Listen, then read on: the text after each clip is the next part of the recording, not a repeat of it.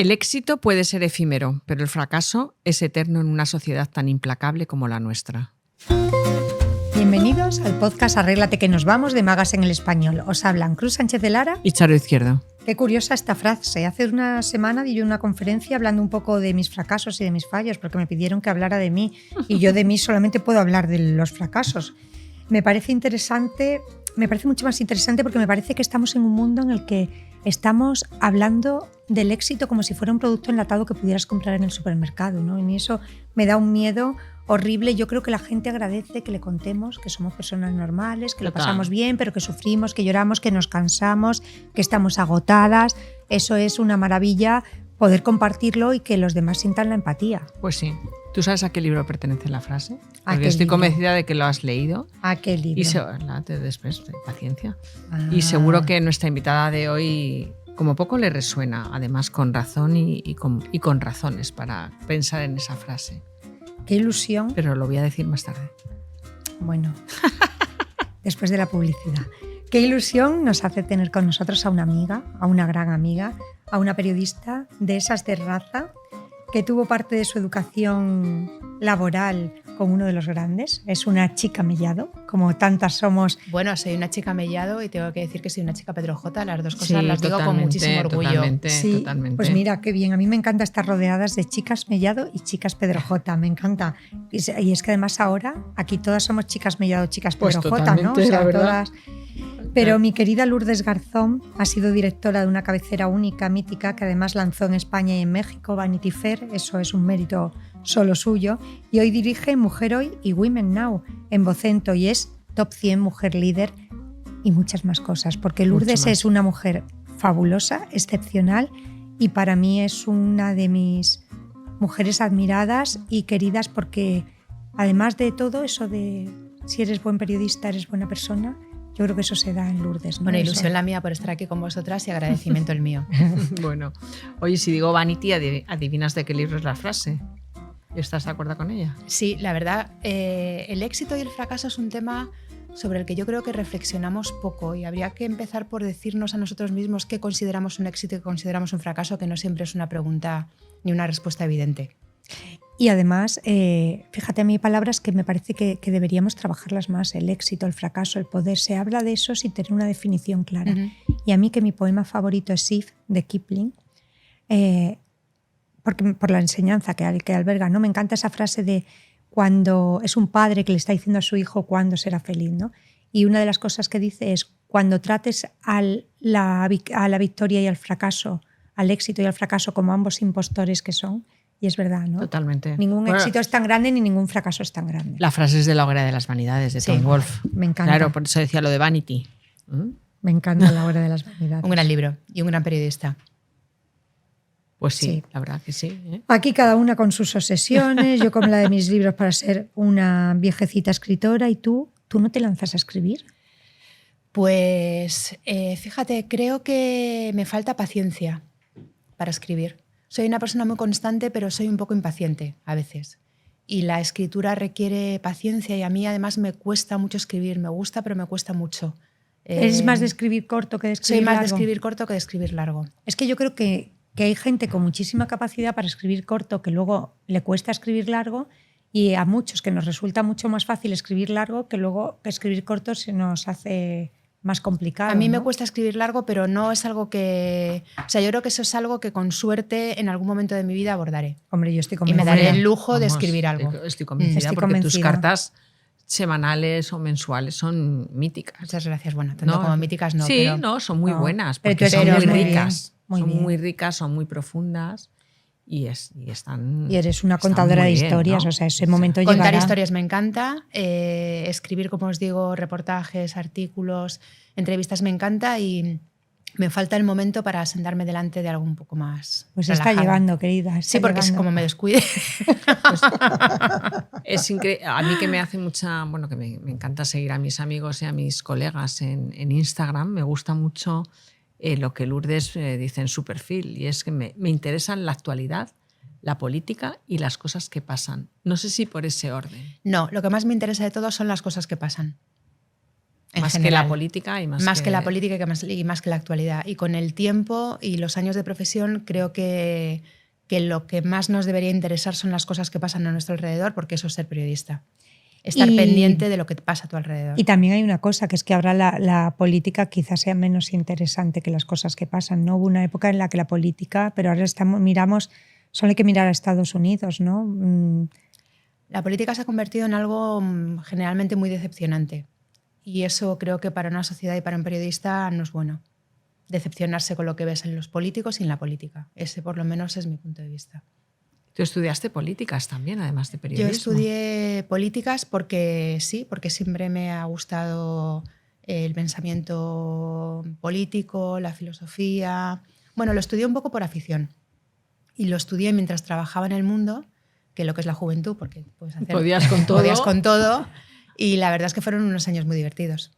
Qué bien. Y entonces tú, las entrevistas realmente te apetecen más de personajes ultra conocidos o de personas de la calle. ¿Cuál es esa entrevista que aún no has hecho y que te encantaría hacer? Qué pregunta más difícil. A mí las entrevistas me gustan de personajes interesantes, sean o no conocidos, idealmente que me cuenten algo que no han contado hasta ahora. Y con esa premisa me parece interesante...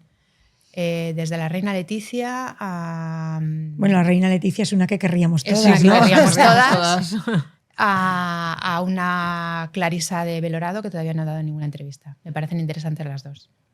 Bueno, pues cogiéndote el hilo a ti, ¿qué es lo que nunca has contado?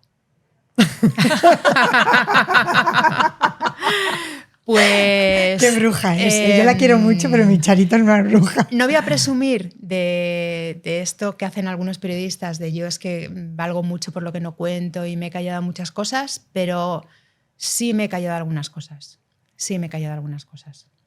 En la época de Vanity Fair, no sé si por prudencia, por educación, por tal, sí me he callado algunas cosas. Sí, me he callado algunas cosas, ¿no? Eso no es un titular. Me he callado cosas que tenían que ver con la familia real.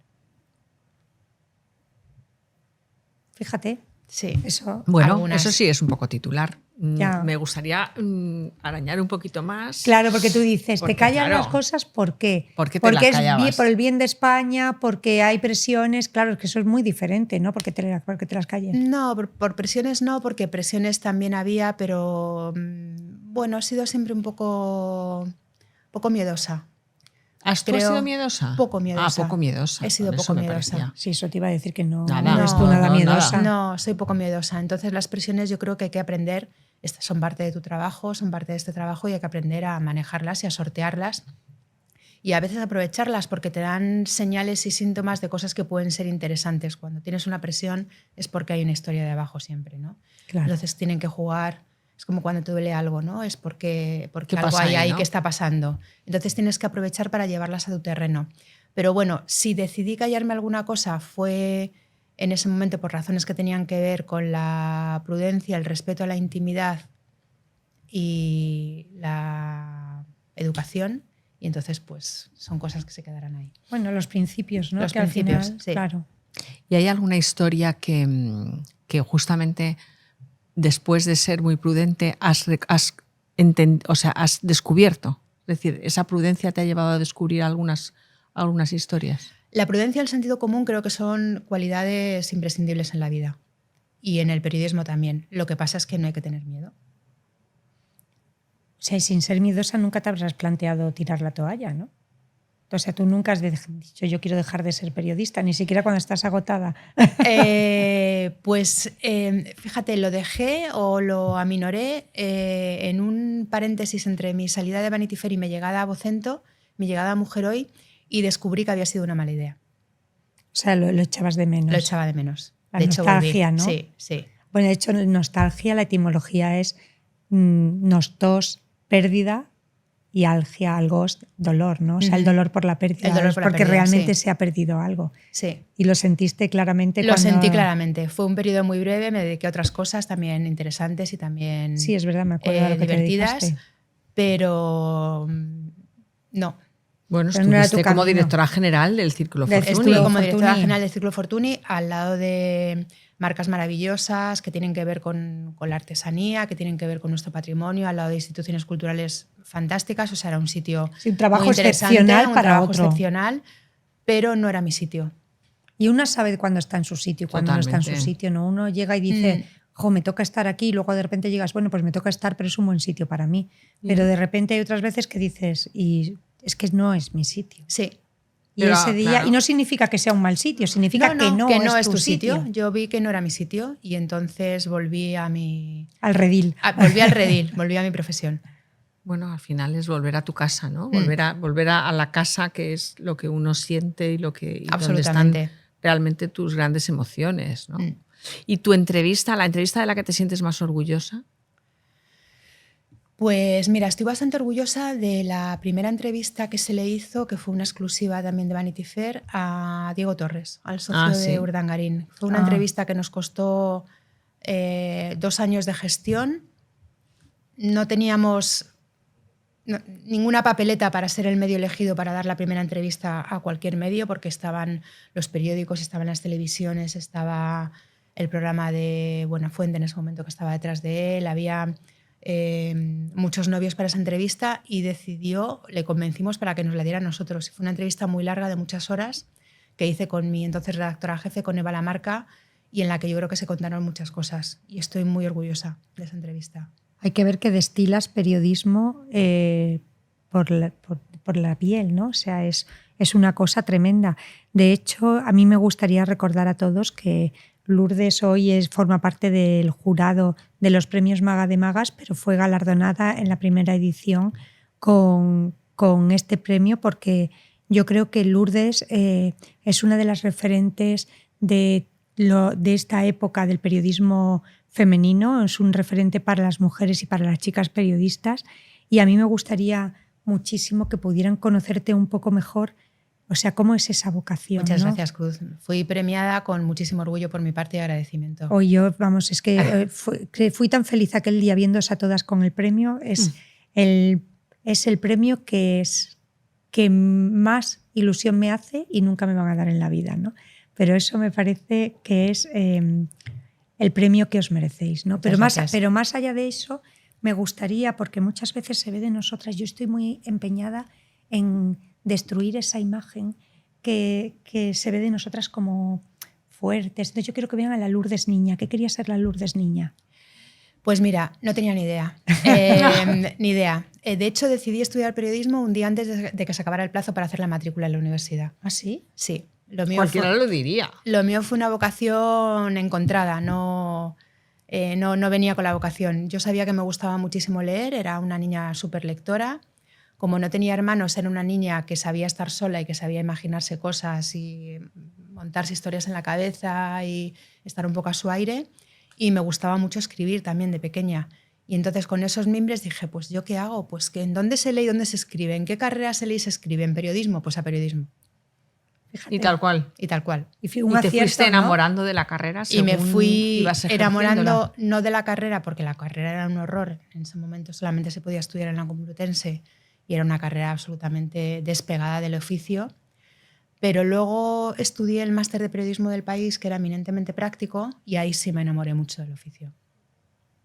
Qué bien. De salir a la calle, de buscar historias, de volver con las historias, de escribirlas. Oye, con esas historias me imagino que habrás almacenado una historia de esa que cuando cuentes en casa te dirán los chicos, mamá, que eso no te lo crees ni tú. Hay alguna, ¿verdad? Seguro.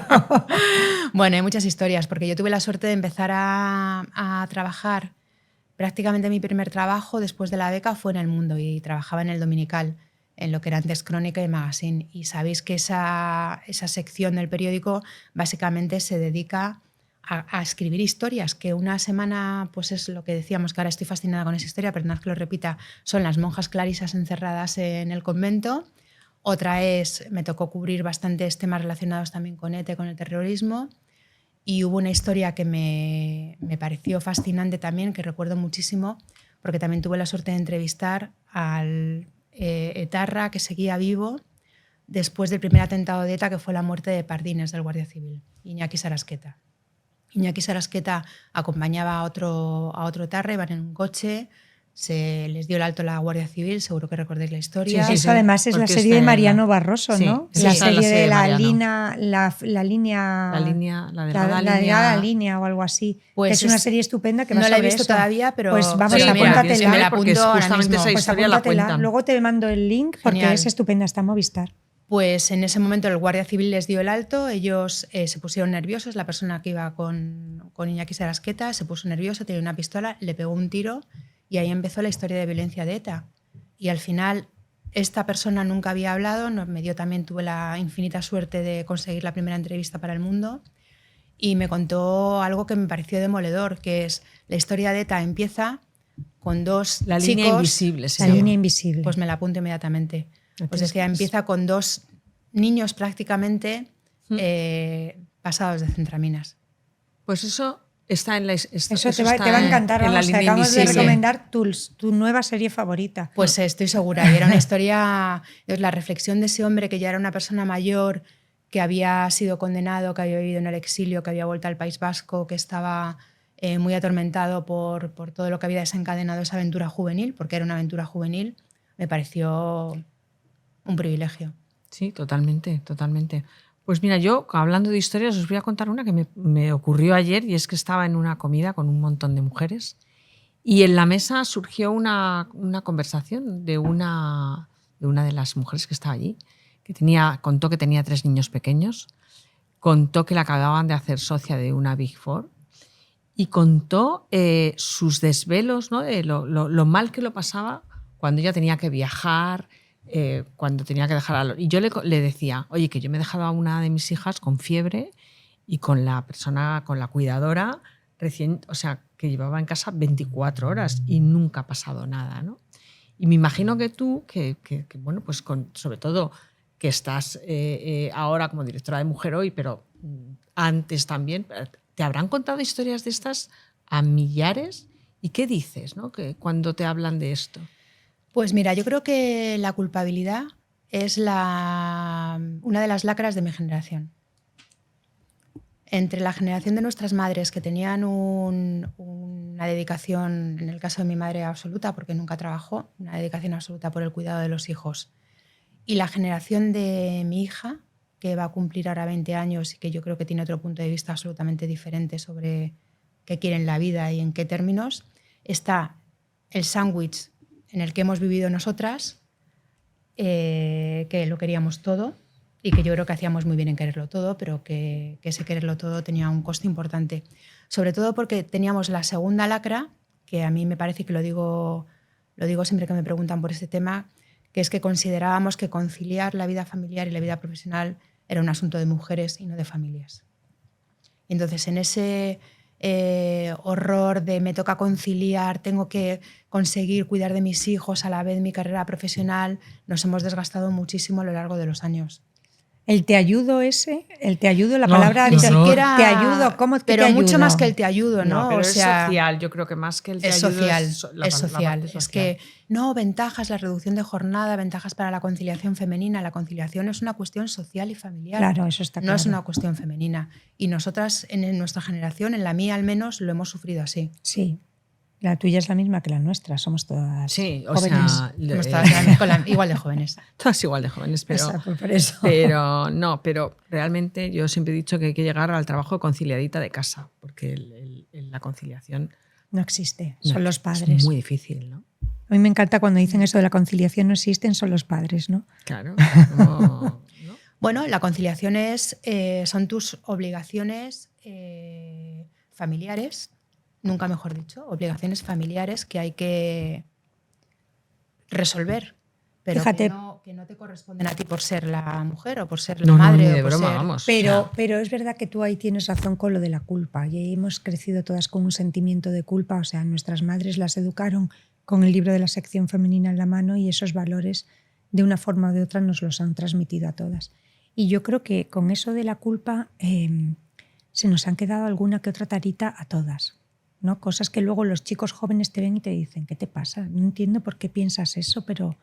Y es verdad que la culpa y la pena son dos palabras Como mortales. estamos entre amigas, hazte así. A ver, que tengo el pelo más... ¿Me has revuelto el pelo? Ay, sí, es que me eché un alisado porque no me había peinado en todo el verano.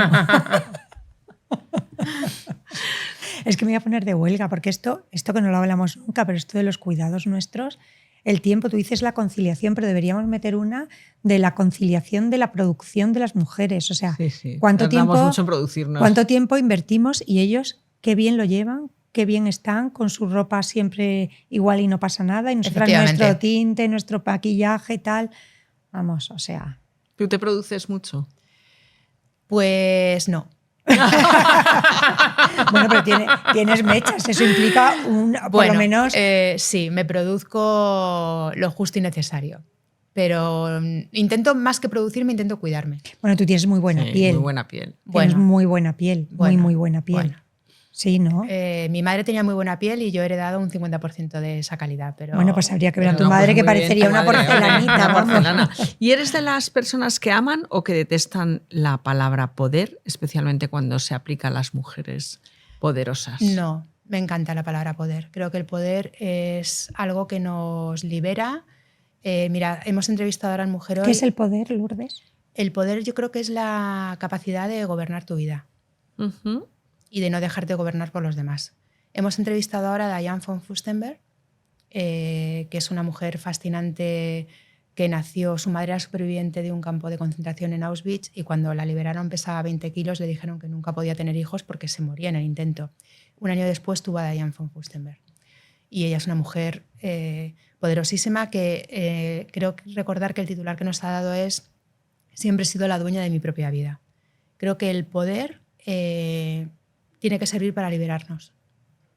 El poder tener nuestra independencia económica, el poder hacer lo que queremos, el poder gestionar nuestras carreras. El poder es algo, así entendido, yo creo que muy deseable. La palabra, Lourdes, o sea, Charo te ha preguntado por una palabra, que es la palabra poder, asociada a las mujeres, y la palabra ambición. ¿Eres ambiciosa? Sí, claro. A mí me gusta encanta, mucho. Claro, por claro. supuesto. Yo también soy ambiciosa, no soy avariciosa, pero soy ambiciosa. Sí, es que la ambición... Se ha confundido durante mucho tiempo. Mucho tiempo la ambición con la avaricia. Total. La ambición es una virtud. La ambición es querer más de lo que te gusta.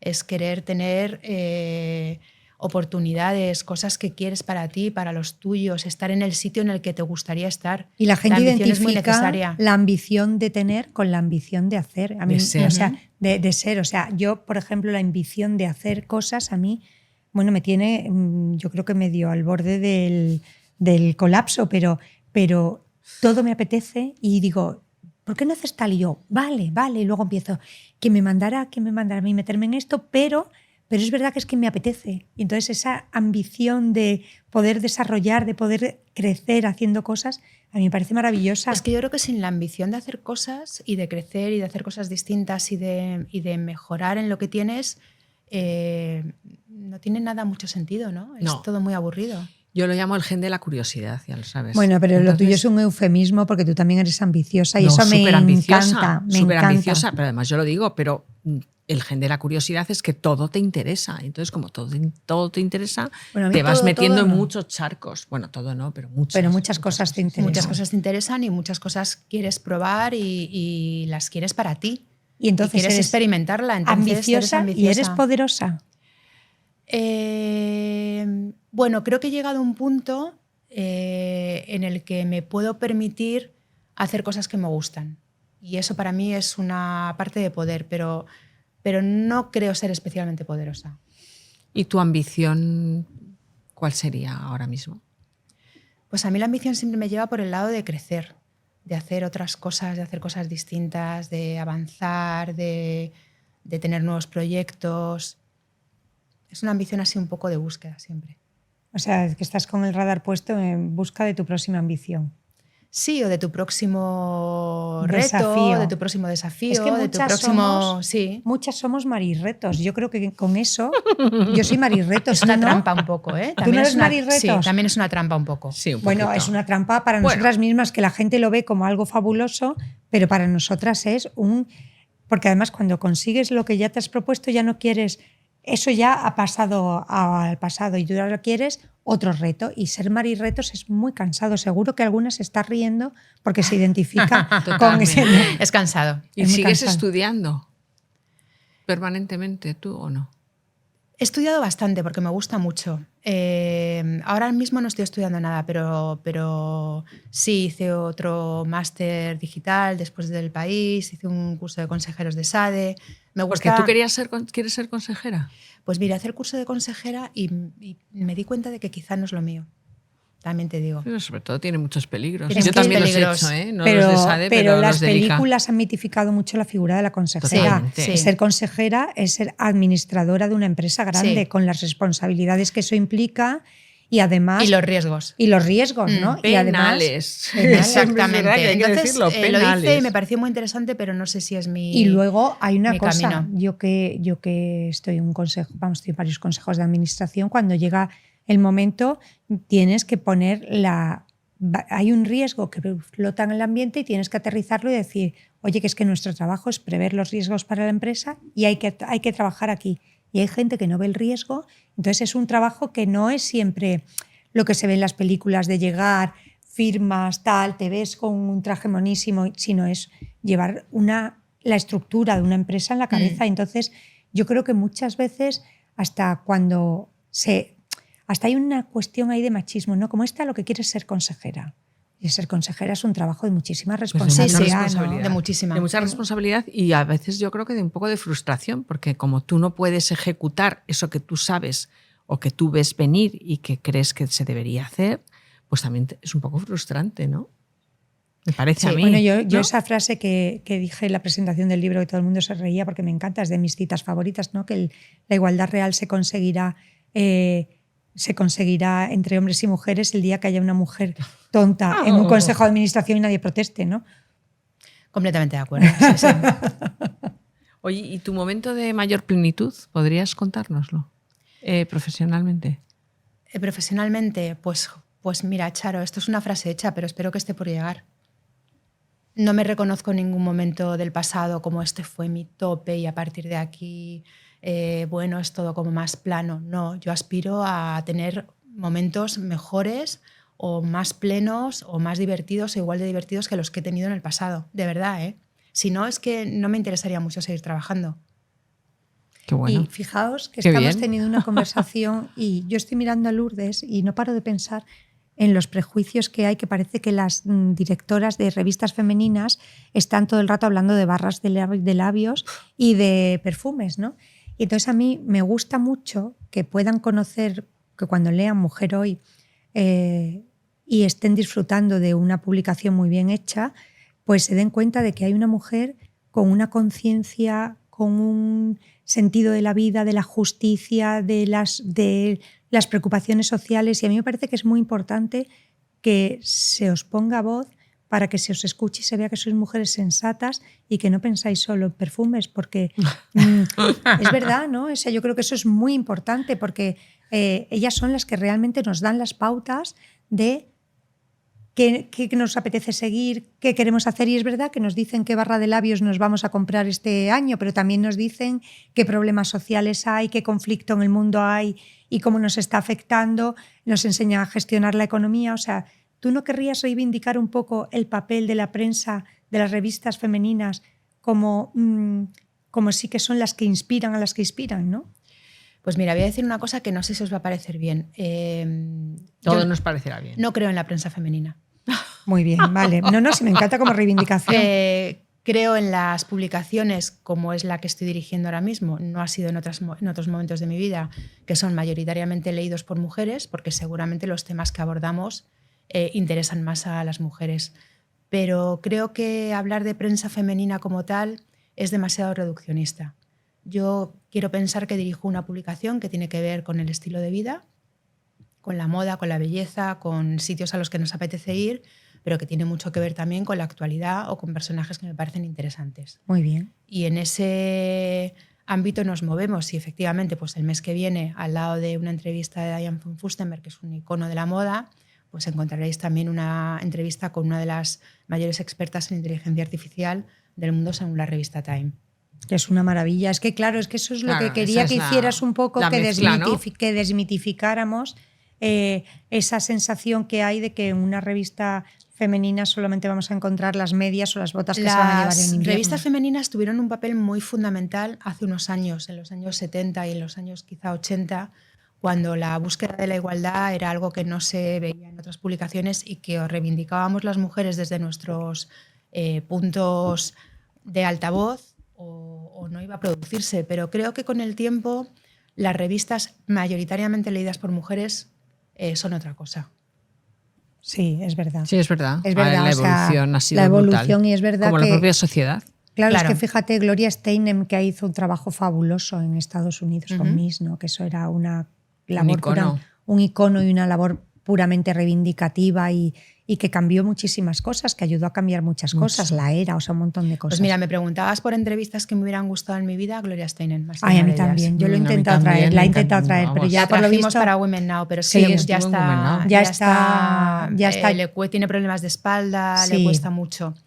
Pero tuve la suerte de entrevistarla y es que la inteligencia es algo tan sexy, ¿verdad? Cuando entrevistas a alguien tan inteligente y tan lista como ella, es tan atractivo. Y tan valiente, ¿no? Y tan valiente. Sí. La valentía. Sí. Es que yo también, otra de las palabras, hablábamos de ambición y de avaricia, y a mí me encanta distinguir entre la valentía y la osadía. Y cuando tú ves una valiente es distinto de ver a una osada, ¿no? Y Gloria Steinem es una valiente. Bueno, yo creo que ella también fue un poco osada, ¿eh? Sí, pero yo creo que la osadía es más imprudente. O sea, yo creo que la valentía está más